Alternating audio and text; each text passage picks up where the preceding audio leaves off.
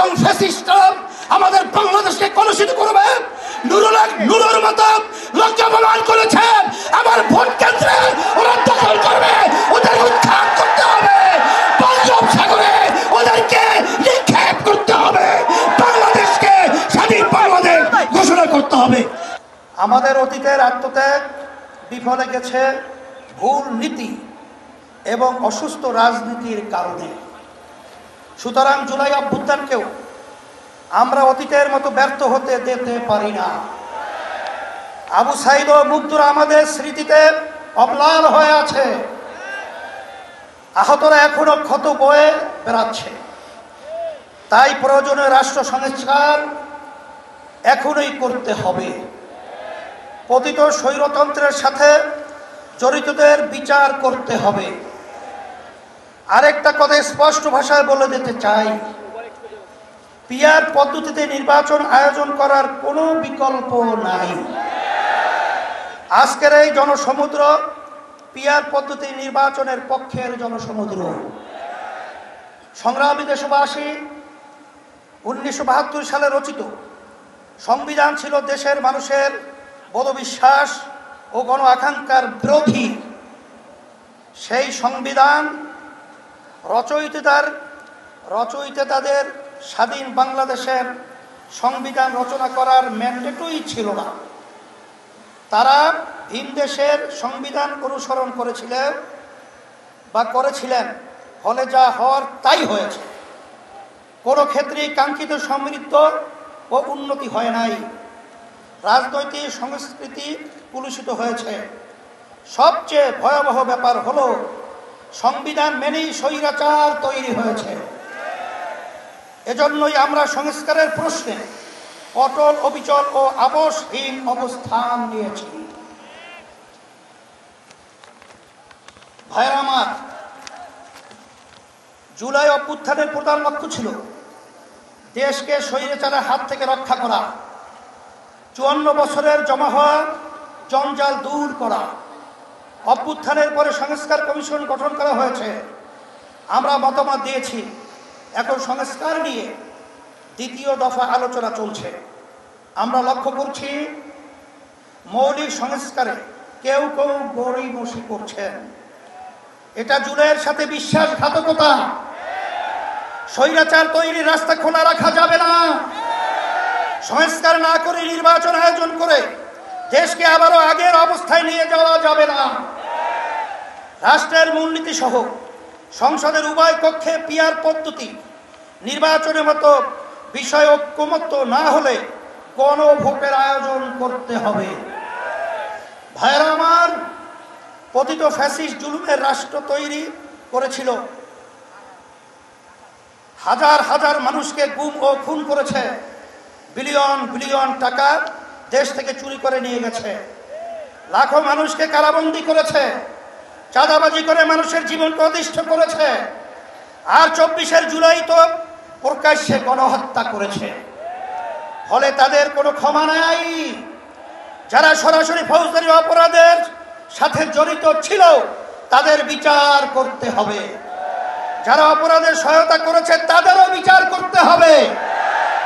বিচারের ক্ষেত্রে কিছুটা অগ্রগতি হলেও পতিত সরকারের অধিকাংশ মন্ত্রী, এমপি এবং নেতারা এখনো জেলের বাইরে। অনেকেই দেশের বাইরে থেকে উস্কানি দিয়ে যাচ্ছে। আজকের এই মহাসমাবেশ থেকে ঘোষণা করছি, অবিলম্বে ফ্যাসিবাদীর সাথে জড়িত সকলকে শাস্তির আওতায় আনতে হবে। আরেকটা কথা বলি, সুপ্রিম কোর্টে বিচারপতি নিয়োগ নিয়ে অতীতের মতোই বাতাসে নানা রকম কথা ভাসছে। আমরা আমাদের চোখ কান খোলা রেখেছি। যোগ্যদের বাদ দিয়ে যদি তথাকথিত স্বভাববদ্ধ রাজনীতিবিদদের নিয়োগ দেওয়া হয়, তা কারো জন্যই সুকুমার হবে না। প্রিয় দেশবাসী, দেশের সকল মানুষের ভোটের দাম সমান।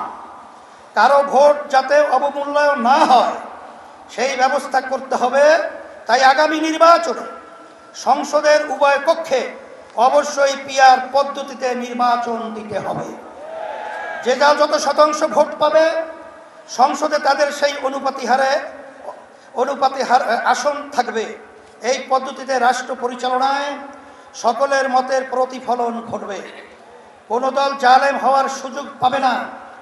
এটা জিনজির দাবি, এটা এখন জনগণের দাবি, দেশের অধিকাংশ রাজনৈতিক দলের দাবি, সকল ধর্মের মানুষের দাবি। আজকের এই মঞ্চ এটা আবারও প্রমাণ করেছে। ভাইয়েরা আমার, আমরা বারবার রক্ত দিয়েছি কিন্তু সফলতা পাই নাই, কারণ আমরা প্রতিবারই নেতা ও নীতি বাছাই করতে ভুল করেছি।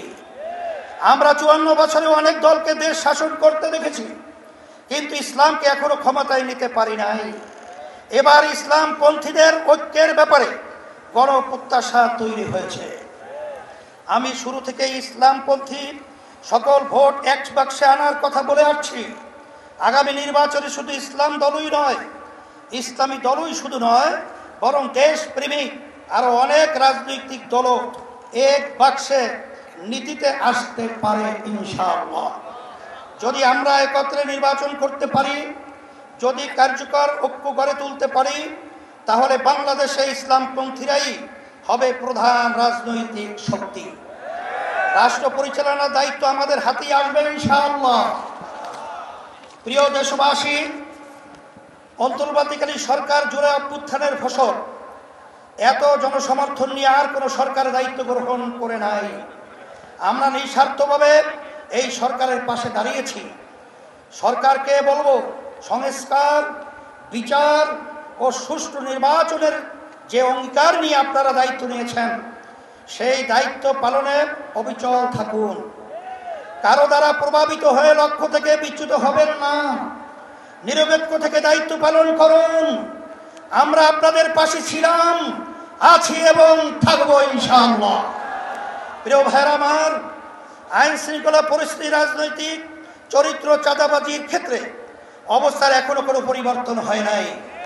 একটি দলের বিরুদ্ধে অভিযোগ উঠেছে, কারো নাম ধরে সমালোচনা করতে চাই না, তবে পুরনো রাজনৈতিক অপসংস্কৃতি জিয়ে রাখার চেষ্টা সহ্য করা হবে না। রাজনীতি নামে সন্ত্রাস, চাঁদাবাজিকে অবশ্যই প্রতিহত করতে হবে ইনশাআল্লাহ। ভাইরা আমার, আমাদের প্রধান লক্ষ্য হবে মানুষের জীবনের নিরাপত্তা নিশ্চিত করা এবং গণমানুষের জীবন মান উন্নত করা, ভবিষ্যৎ প্রজন্মের জন্য নিরাপদ দেশ গড়ে তোলা, মানুষের বিশ্বাস ও চিন্তার স্বাধীনতা নিশ্চিত করা। আমরা একটি সমৃদ্ধ বাংলাদেশ নির্মাণ করতে চাই। কৃষক ও শ্রমিক ভাইদের উদ্দেশ্যে আমি বলতে চাই, অতীতে কেউ আপনাদের স্বার্থ রক্ষা করে নাই, আপনাদের শ্রম ঘামের প্রকৃত মূল্য কেউ দেয় নাই। ইসলামী শক্তি ক্ষমতায় এলে আপনাদের স্বার্থ নিশ্চিত করা হবে ইনশাআল্লাহ। ব্যবসায়ী ভাইদের উদ্দেশ্যে বলতে চাই, আপনাদেরকে পদে পদে চাঁদা দিতে হয়, প্রশাসনিক হয়রানির শিকার হতে হয়, বিদ্যুৎ জ্বালানি নিয়ে ভোগান্তির শিকার হতে হয়, ঋণ পাওয়া নিয়ে ব্যতিব্যস্ত হতে হয়। ইনশাআল্লাহ আমরা রাষ্ট্র পরিচালনার দায়িত্ব পেলে আগামী বাংলাদেশ হবে ব্যবসা বান্ধব বাংলাদেশ।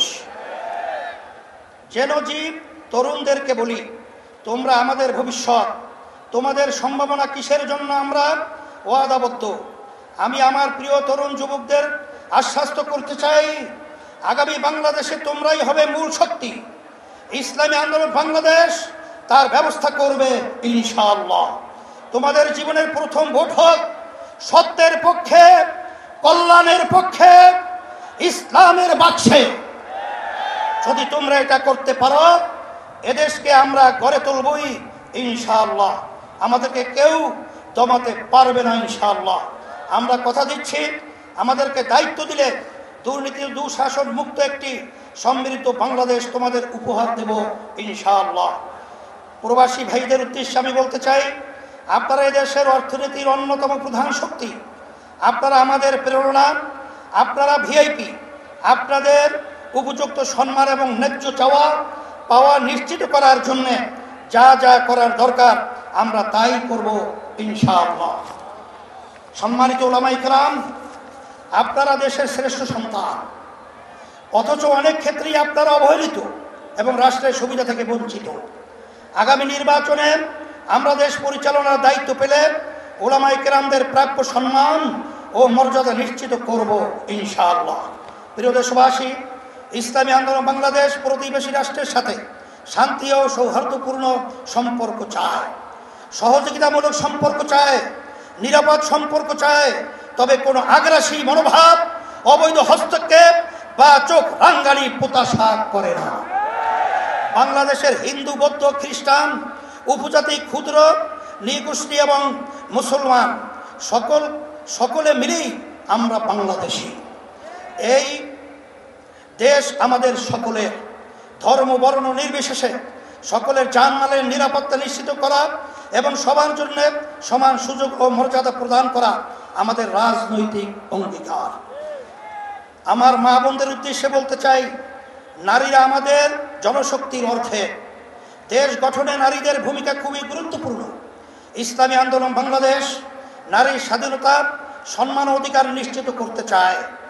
আমরা নারীর প্রতি কোনো প্রকার সহিংসতা বরদাস্ত করব না। নারীকে পণ্য বানাতে দিব না। নারীর প্রকৃত মর্যাদা সমুন্নত করাই আমাদের পবিত্র দায়িত্ব। ভাইরা আমার, এ মহাসমাবেশ থেকে আমরা ফিলিস্তিনি জনতার প্রতি সমর্থন ঘোষণা করছি। প্রথম কিবলা বাইতুল মুকাদ্দাসে মুক্তিসহ স্বাধীন ফিলিস্তিন রাষ্ট্র প্রতিষ্ঠার জন্য সব মুসলিম দেশের রাষ্ট্রপ্রধানদের কার্যকর উদ্যোগ নেওয়ার জোর দাবি জানাচ্ছি।